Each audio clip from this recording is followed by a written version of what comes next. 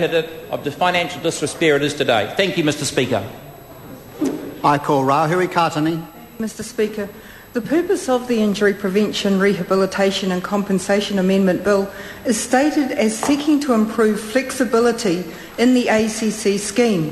Flexibility is a wonderful thing. The definition of flexibility is to increase movement with a bit of stretching. While physical flexibility may well be a part of an effective ACC rehabilitation scheme, the only stretching this bill appears to indulge in is stretching of the truth. For an improving flexibility, what the Injury Prevention, Rehabilitation and Compensation Amendment Bill is actually doing is reducing entitlements and Crown costs, which in turn will decrease access to ACC cover and lower the compensation for vulnerable populations. Mr Speaker, we always say in the Māori Party that our past informs our present.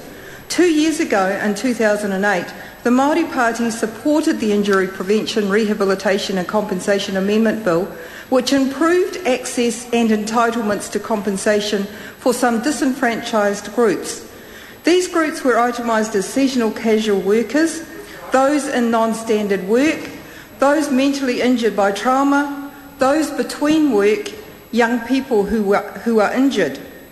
The responsibility to support all of these groups of vulnerable citizens is repealed today in the third reading of this bill. While the context provided for the bill is to make ACC affordable and fair, the changes will disproportionately impact on vulnerable workers and low-income families as the bill decreases access to cover and decreases the level of compensation to these claimants. Mr Speaker, we are on the record as supporting the right of all of these groups to receive entitlement to compensation and cover. We are hardly likely to turn around and renege on that support a couple of years on. But even further back into history, I think we cannot go any further into this debate without looking at the very foundations of the scheme in the first place. The Human Rights Commission went to the Select Committee reminding Parliament of the origins of ACC as a form of social insurance. They discussed the original scheme as being a trade-off between the right to sue for compensatory damages and comprehensive, no-fault cover in the event of an accident. As other speakers have noted, the ACC scheme was established following a 1967 Royal Commission into workers' compensation in New Zealand. The Royal Commission was established to address the inadequacy of workers' compensation benefits as well as other anomalies around coverage. The report produced by the Commission, known as the Woodhouse Report, recommended replacing tort liability for personal injury with a new universal 24-hour no-fault approach to compensation and services to the injured. The Woodhouse principles remain important today. Community responsibility, comprehensive entitlement, complete rehabilitation, fair and real compensation, administrative efficiency.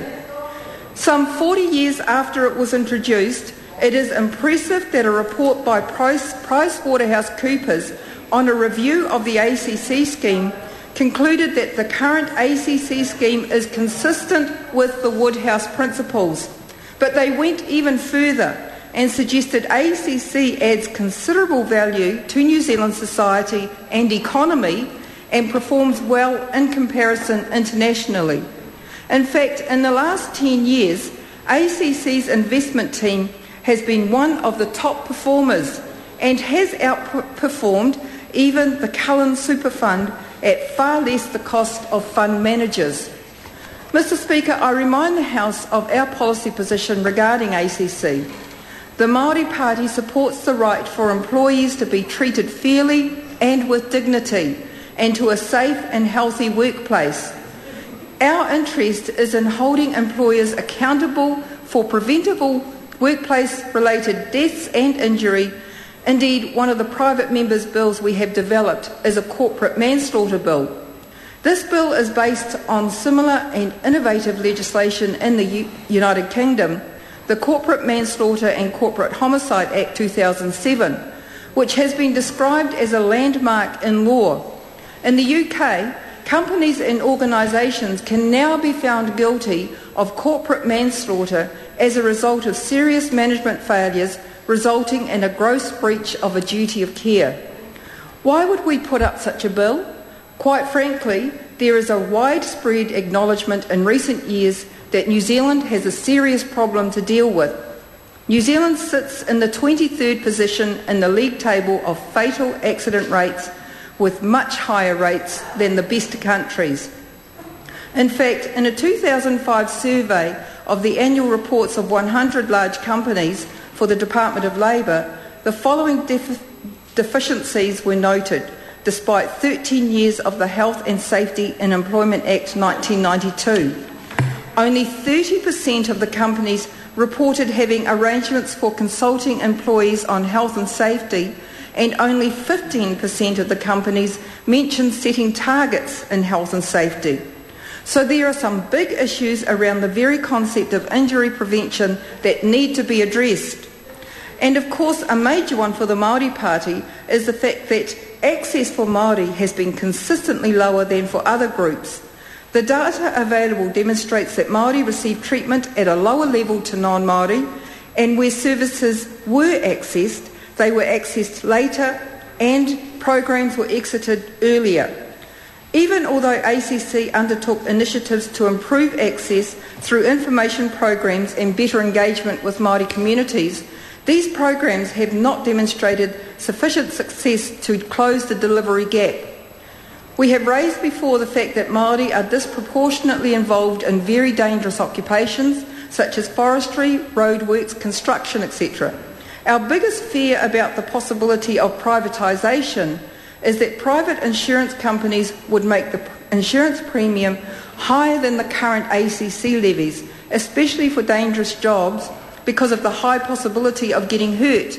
The insurance premium would more than likely be too high for Māori to be motivated to take out that insurance. Then there is the problem of going to court, as insurance companies continually try and go to court to try and resist making insurance payouts. The changes will then place the owner on the taxpayer to go out and find an insurance policy that will meet their particular needs, a change that I think wouldn't be at all beneficial for the Māori community. In short, transforming the levy into a premium will simply not give us, as the advertisements say, the peace of mind. Finally, Mr Speaker, the Māori Party came to this bill conscious of a large range of concerns that have come in from our constituents. We were approached about opposition to increased levies, especially from motorcyclists, opposition to sexual abuse compensation rules, opposition to a threshold of a 6% hearing loss before a person is entitled for assistance for hearing aids, concerns over privatisation, concerns over reduced coverage. While many changes may seem to be minor, the cumulative effect will undermine the concept of ACC as it is currently understood.